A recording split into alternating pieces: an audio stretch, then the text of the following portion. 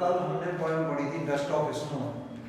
Dust of snow Robert Frost जो कि American poet है, उनके द्वारा लिखी गई शॉर्ट पोएम है और इट्स अ सिंबॉलिक पोएम, प्रतीकात्मक कविता है जिसमें एक शब्द के अनेक अर्थ निकलते हैं। और it's in content it has only 8 lines but it has a deep meaning. इसका अर्थ गहरा है, सेंस बहुत है, डेप्थ है इसके सेंस में, इसकी बातों में, इसकी लाइन्स में। ऐसा कुछ आइडिया देने का प्रयास किया है कि हमारे जीवन में बहुत सारे अंधविश्वास पाए जाते हैं, सुपरस्टिशंस पाए जाते हैं जिनको हम मानते हैं, लेकिन कई बार वो सुपरस्टिशंस, वो अंधविश्वास भी हमें पॉजिटिव एटीट्यूड दे सकते हैं। कई बार नकारात्मक चीज़ हमारे लिए सकारात्मक हो सकती है, पावरफुल हो सकती है, वो सक्सेस दिला सकती है। तो इसमें ऐसे ही कुछ बातों की बात की गई है।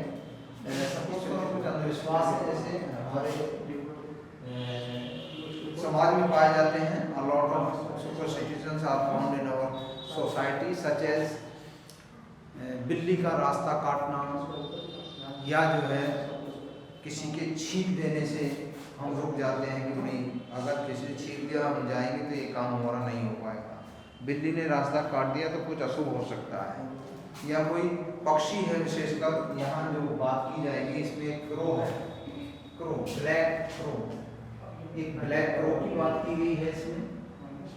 और एक है ट्री,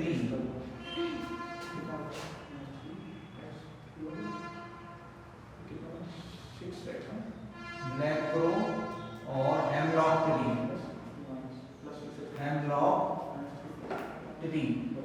बहुत सारे पेड़ होते हैं जो हमारे जीवन में उपयोगी होते हैं और मेडिसिन प्लांट्स होते हैं, सच एज जैसे पीपल ट्री, बरगद tree.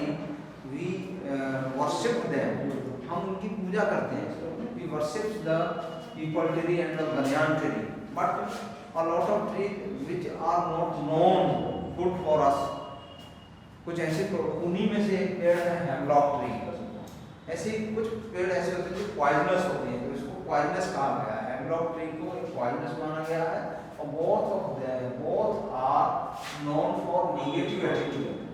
Crow, black crow, crow का मतलब कई बार हम उसकी पूजा करते हैं, जैसे कुछ श्राद्ध के समय में जो है उनको खाना खिलाया जाता है, लेकिन वो एक शुभ संकेत के रूप में नहीं। हम ये मानते हैं कि हमारे पूर्वजों की जो आत्मा है, क्योंकि जो हमारे पूर्वज नहीं रहे इस दुनिया में, डेथ जिनकी हो गई है, वो कौवे के रूप में, क्रो के रूप में आए हैं और उनकी आत्मा, हमारे पूर्वजों की आत्मा शायद इनके अंदर है, इसलिए हम उनको कई बार खाना खिलाते हैं। लेकिन वो भी एक डेथ का संकेत देते हैं कि मौत का प्रतीक है क्रो, कि मरे हुए व्यक्ति की आत्मा उसमें आई है। तो दूसरे, it's not a beautiful bird, ये कुछ सुंदर चिड़िया नहीं है। जो कौवा होता है, ब्लैक क्रो होता है, वो देखने में उतना आकर्षक नहीं होता। It is not counted in the beautiful birds such as peacock, pigeon, cuckoo, sparrow. These birds are known beautiful birds. Parrot is also known beautiful bird, जिस प्रकार से पैरट को सुंदर कहा जाता है, ऐसे इसको नहीं कहा है। कौवे को जो है एक अगली, इट्स अ अगली बर्ड, नोन एज अ अगली बर्ड। ये एक भद्दी चिड़िया के रूप में माना जाता है। कोई भी कौवे को देखना एट्रैक्टिव वे में पसंद नहीं करता है। कोई और पक्षी है मोर, कहीं आपको नाचता हुआ दिख जाए तो आप कोई भी इम्पोर्टेंट काम कर रहे हैं तो मोर की तरफ आपका दृष्टि चली जाएगी। कोई पैरट दिख जाता है तो आप उसको तुरंत देखेंगे। कोयल की आवाज़ होती है तो उसको आप सुनते हैं, लेकिन कौवे की आवाज़ को हम नहीं सुनते। तो इस तरह से बहुत सारी बातें हमने डिस्कस की थी। तो इसी में जो है यहाँ कवि है, जो कवि बहुत निराश है। He was in a sad mood, he was depressed, वो पूरी तरह डिप्रेस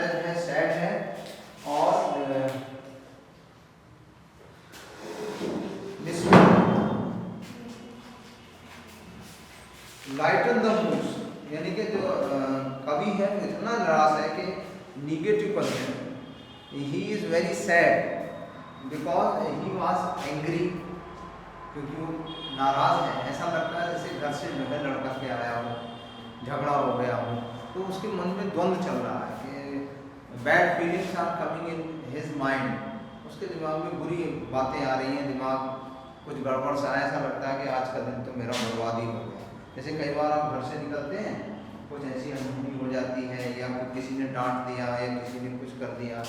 कई बार जैसे बच्चे होते हैं माता पिता से पिट करके स्कूल आते हैं, आज जाने का मूड नहीं था लेकिन पापा ने मम्मी ने मार दिया, उसके बाद आता है तो उसे लगता है कि मैं जा तो रहा हूँ लेकिन आज मेरी कुछ समझ में ना आने वाला नहीं है। ऐसा सोच करके कुछ घटना घटी पोएट के साथ, और he was in a sad mood and depressed, वो बहुत ही सैड और डिप्रेस्ड था, और इसी कारण से जो है वो खड़ा हुआ था। He was thinking about the bad feelings and negative feelings, और he was standing under the hemlock tree.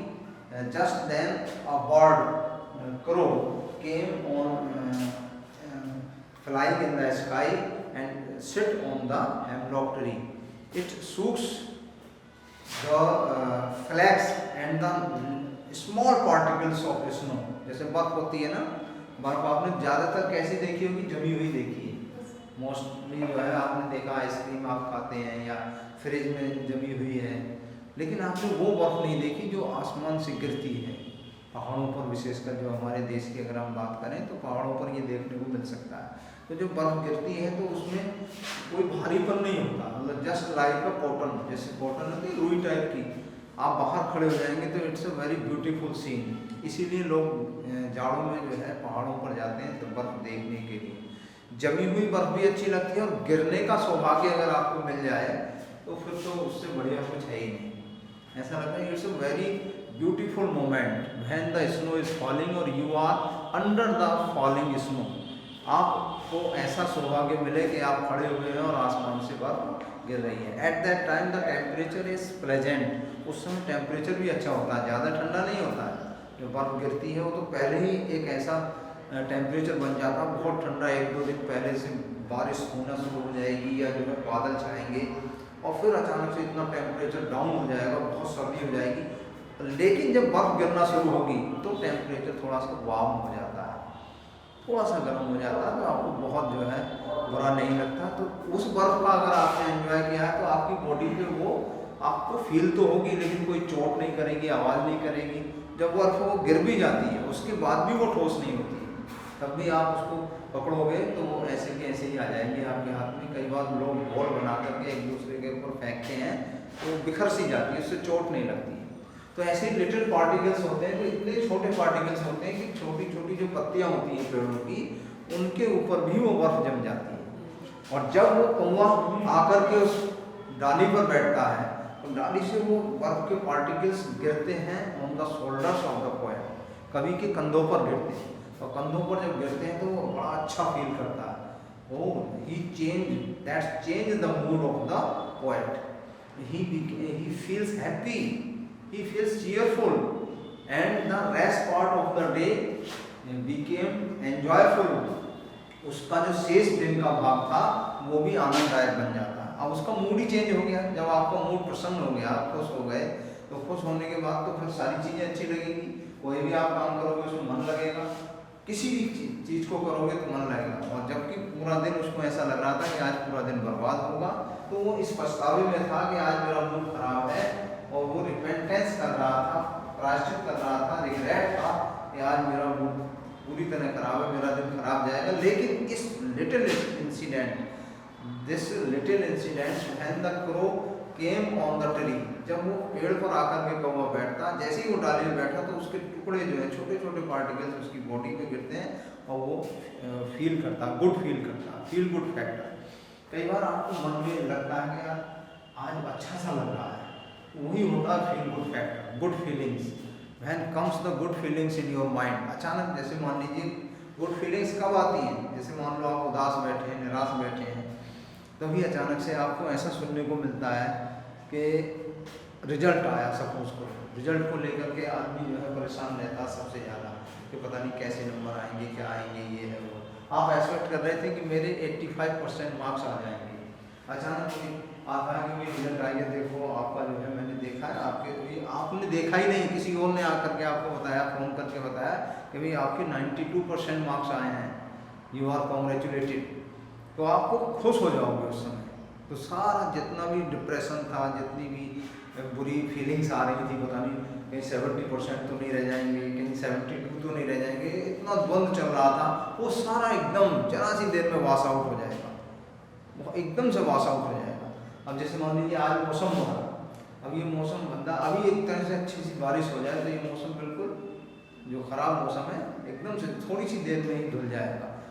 ऐसे ही हमारे जो बैड फीलिंग्स हैं वो आती हैं, देर तक रहती हैं, लेकिन जैसे ही कोई अच्छी फीलिंग्स की कोई बात हमारे मन में आती है तो वो एकदम से दूर हो जाती है। तो that is called the good feeling. यहाँ कवि ने ये बताने का प्रयास किया है कि हमेशा बुरी चीज बुरी नहीं होती, bad things always not bad, बुरी चीजें हमेशा बुरी नहीं होती, उसमें भी कुछ अच्छा पाया जा सकता है, उसमें भी आपको अच्छा मिल सकता है। तो यहाँ हमें ये नहीं सोचना है कि अगर कोई बुरा किसी के बारे में गलत धारणा है तो हमेशा गलत ही होगा, ऐसा नहीं हो सकता। कई बार हमें बहुत सारी गलत चीज़ों से भी बहुत कुछ सीखने को मिल सकता है, या बुरा समय आपका चल रहा है तो उस बुरे समय में भी अच्छा कर सकते हैं आप।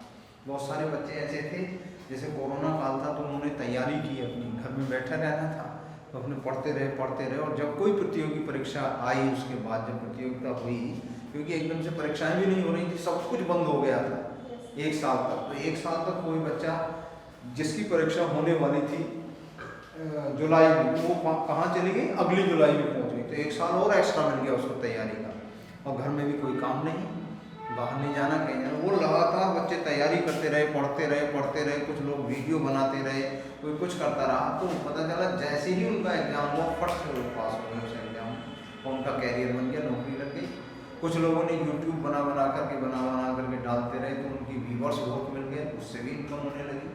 तो वो क्या था, बुरा समय था, लेकिन बुरे समय में से भी हमने कुछ अच्छी चीज़ें निकाल ली। ऐसे ही यहाँ जो कवि है वो यही कहना चाहता है कि जो ब्लैक क्रो है और हैमलेट ट्री है, जिसे कि पॉइजनस ट्री कहते हैं, ऐसा कहते हैं पॉइजनस ट्री, और ब्लैक क्रो को जो है काले कौवे को भी अच्छा नहीं माना जाता है, तो दोनों ही जो है निगेटिव फीलिंग वाले हैं, निगेटिव ओपिनियन लोगों का है इनके प्रति, लेकिन फिर भी जो है हम इनको, इनसे भी हमें अच्छी चीज़ें मिली। तो अच्छी चीज़ क्या हुई कि मूड चेंज हो गया, कवि का जो मूड था, जो बैड मूड था, वो किसमें बदल गया, हैप्पी मूड में, ही बिकेम हैप्पी। और दोनों ही चीज़ें, हैमलॉक ट्री भी पॉइजनस था और ब्लैक क्रो भी था, उसके बावजूद भी उसका मूड चेंज हो गया। तो इसका मतलब बुरी चीज़ से भी हमारी चीज़ें अच्छी हो सकती हैं।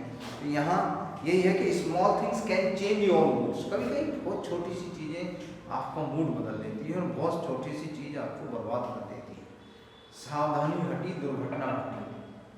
समझ लो, अभी मान लीजिए आप रोड पर चल रहे हैं तो कितनी देर लगती है, किसी का एक्सीडेंट हो जाए तो कई बार ऐसा भयंकर एक्सीडेंट हो जाता है कि विदिन 1 मिनट वो आदमी एक्सपायर हो जाता है या अपंग बन जाता है। कई बार जो है एक्सपायर भी नहीं हुआ तो पता चला उसकी टांग कट गई या उसका हाथ टूट गया, तो वो हो गया ना। तो एक जरा सा पल ही तो था, कहीं थोड़ी सी तो गलती हुई, उसने ध्यान नहीं दिया, इधर से वाहन आ रहा नहीं आ रहा। और मैं इसलिए बताना चाह रहा हूँ कि आज मैं ही कहीं से आ रहा था फागवाड़ा की तरफ से, मैंने जैसे ही रोड क्रॉस किया तो वहाँ 1 वे ट्रैफिक हो रखा है। 1 वे ट्रैफिक समझ रहे हो ना, जैसे मान लो डिवाइडर वाली रोड है ये हाईवे, आपने देखा होगा इधर से लोग आते हैं और इधर से जाते हैं, लेकिन वहाँ पर इधर वाला रास्ता जाने वाला बंद हो रखा है, आ भी उधर से रहे जा भी उधर से रहे। तो उसमें बीच में से जैसे ही उधर से भी गाड़ी आ रही थी और इधर से भी एक मोड़ आ था, तो उसने तो रोक ली, लेकिन मैंने आगे को निकाल दी।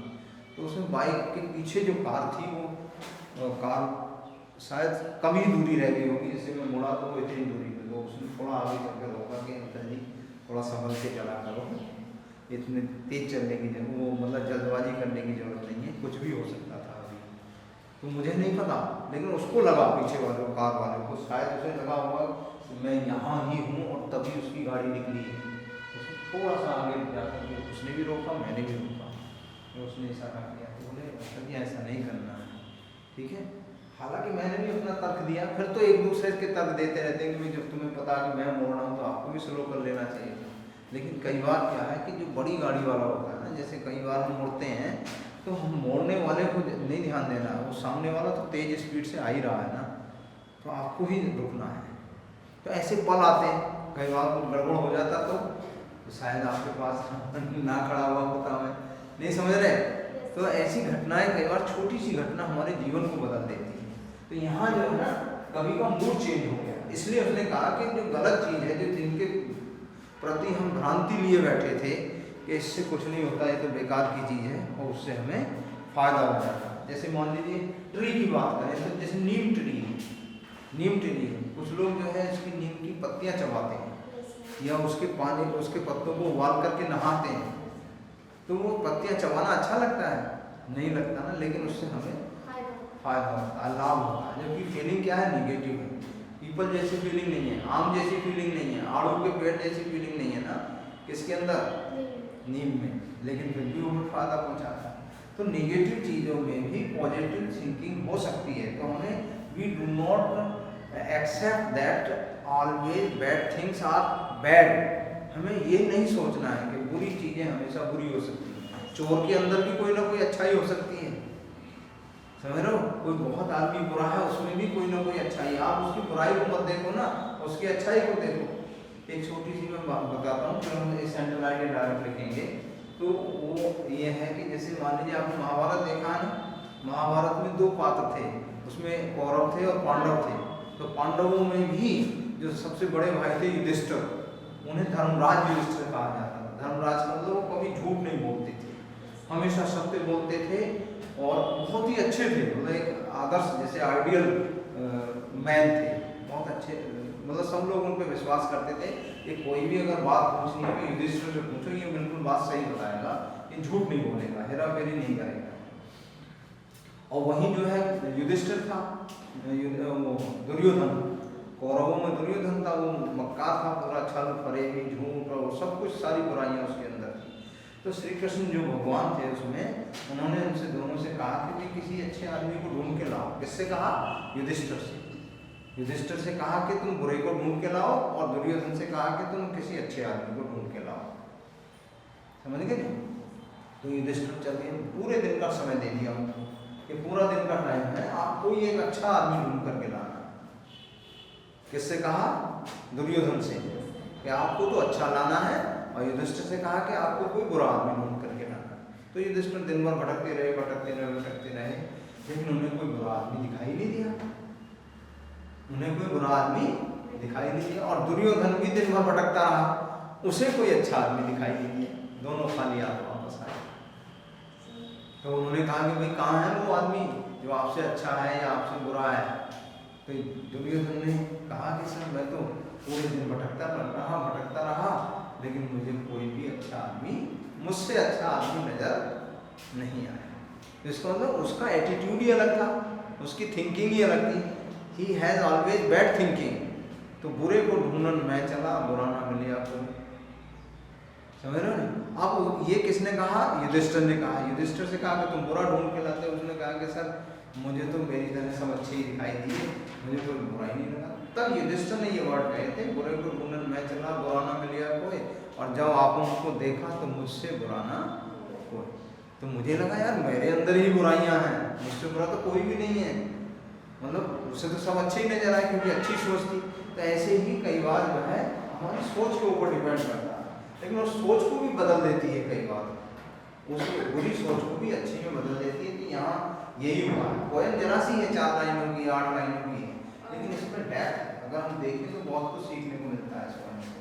तो आज हम डिस्कस करें, कल भी मैंने इसको डिस्कस किया था, तो आज हम सेंट्रल आइडिया की बात करें। तो इसमें यही बातें ध्यान रखनी है कि small things can change your mood. कई बार छोटी सी चीज़ आपका मूड बदल देती है। अगर आपका मूड कड़वा हो रहा है, उसमें 2 दाने चीनी के डाल लीजिए, आपका मूड सही हो जाएगा। छोटी सी चीज़ है ना, उसने बदल दिया आपका। तो ओपिनियन, तो ऐसा ओपिनियन है अबाउट बैड और negative things. We have to change our opinion bad और गुड थिंग्स। कई बार अच्छी और बुरी चीज़ों के प्रति हमें अपना ओपिनियन बदलना होगा। कई बार अच्छी चीज़ भी बुरी हो सकती है आपके लिए।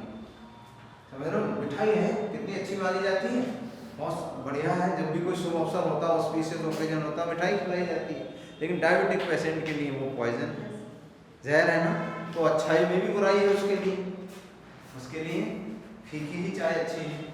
तो यहाँ हम बात कर रहे थे small moments can change your mood, dark depression, sorrowful और बिटर साइड ऑफ नेचर। यहाँ जो है डार्क डिप्रेशन, सोरोफुल और बिटर साइड ऑफ नेचर को प्रस्तुत करने का काम किया है कवि ने। Here the poet represents the dark, negative, sorrowful and bitter side of nature. प्रकृति की उन चीजों की बात की गई है, लेकिन बिटर साइड में भी एक अच्छी चीज निकल के आई कि उसका मूड चेंज कर दिया उस बुरे पेड़ ने भी और बुरे कौवे ने। तो ये बात क्लियर हो गई।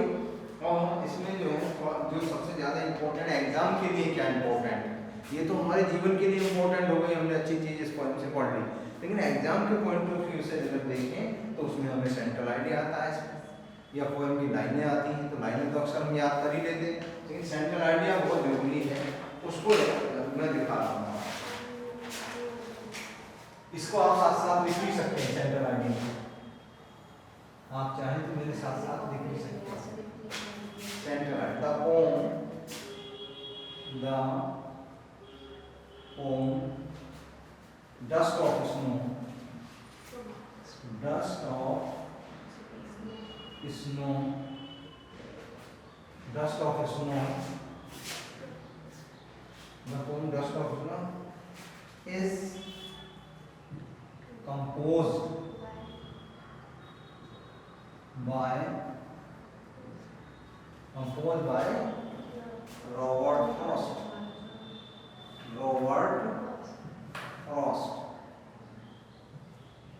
Composed by Robert Frost.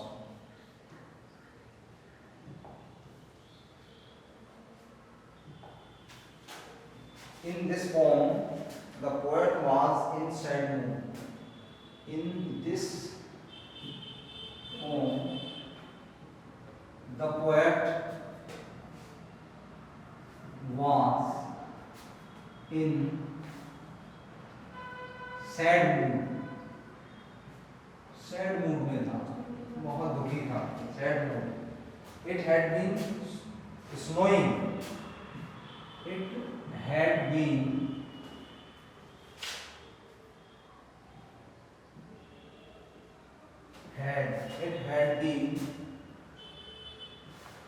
Snowing, snowing का मतलब बर्फ पड़ी थी, जो बर्फ है वो गिरी हुई थी इस समय, लेकिन उसके बावजूद भी प्लेजेंट वाला मौसम था, मौसम अच्छा था, बर्फ गिरी हुई है, ठंडा है, सब कुछ है, लेकिन उसका मूड सही नहीं था।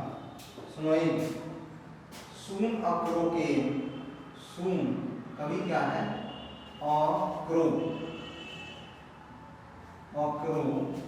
केम, कभी एक कौवा आता है, क्या आता है, कौवा आता है, came, it sucks off, it sucks कहते हैं हिलाना, sucks off, it sucks off the snow dust, the snow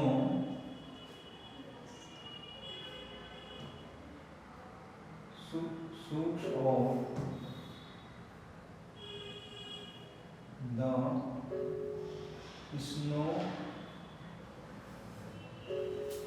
the snow dust,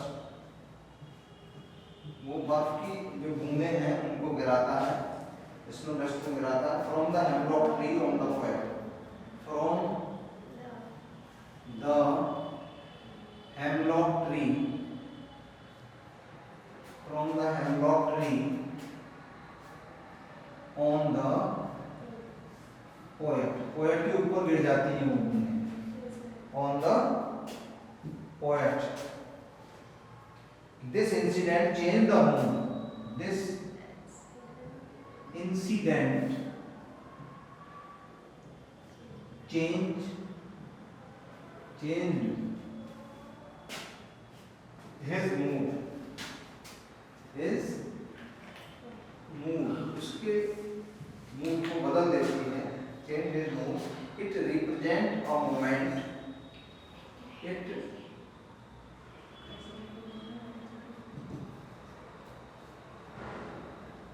represent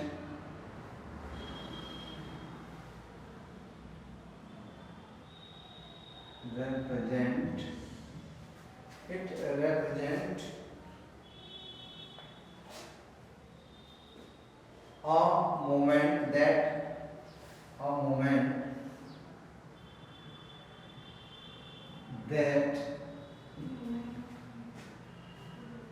moment that some simple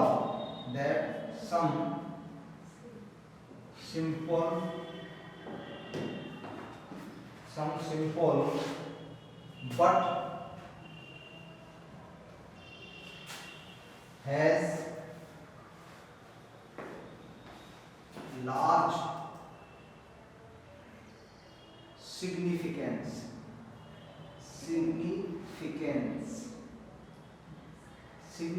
का मतलब इम्पोर्टेंस, महत्व। कई बार में अभी हुआ है significance in our life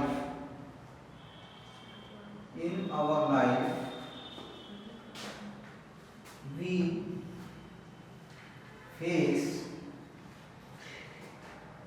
face both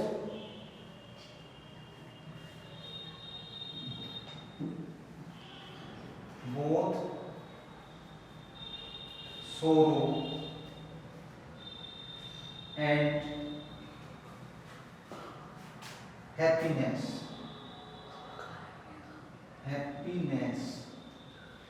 हमारे जीवन में दुख भी आते हैं और सुख भी आते हैं। एवरीवन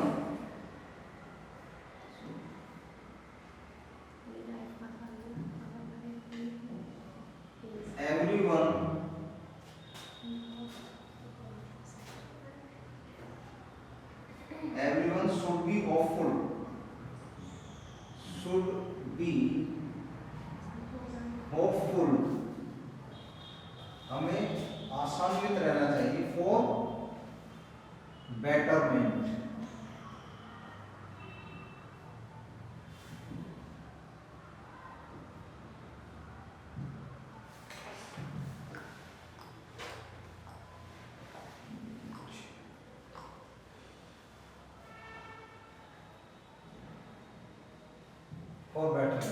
क्लियर हो गया? ये हो गया आपका सेंट्रल आइडिया। कितना टाइम है? पूरा बंद तो नहीं हो? नहीं होने, ऑटोमेटिकली बंद होता है।